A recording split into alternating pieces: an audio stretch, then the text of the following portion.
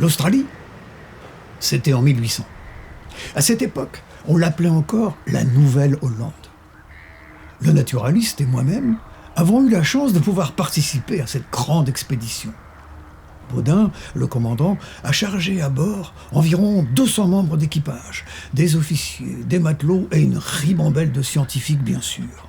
Des cartographes capables de dessiner les côtes, la mer et les paysages, des zoologistes comme Perron, des botanistes, des astronomes, minéralogistes, et des dessinateurs comme Le Sueur pour dessiner les animaux, les végétaux, les paysages, et Petit, passé maître dans l'art du portrait qui dessinera les populations croisées durant tout le voyage.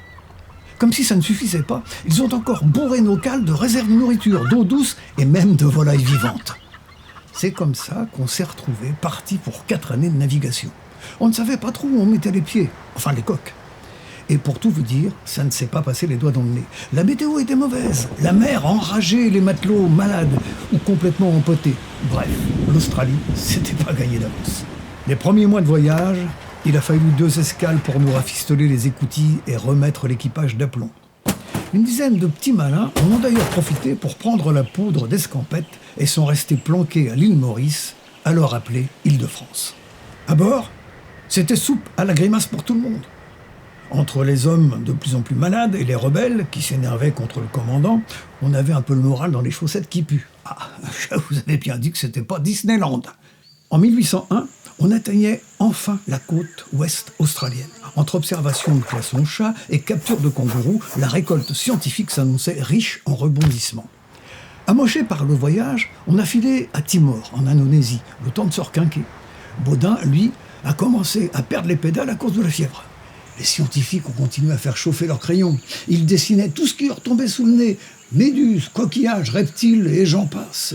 Perron, lui, s'est mis à analyser l'environnement et les habitudes des populations aborigènes.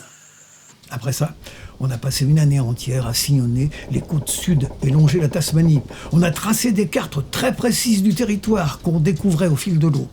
Un peu au bout du rouleau, on a débarqué à Port Jackson, aujourd'hui appelé Sydney. L'équipage n'était plus vraiment d'attaque, mais les toquets de science, eux, ont poursuivi leur exploration. Le naturaliste a été le premier à rentrer au bercail. Il était bourré de 33 caisses remplies d'échantillons et de spécimens recueillis pendant le voyage.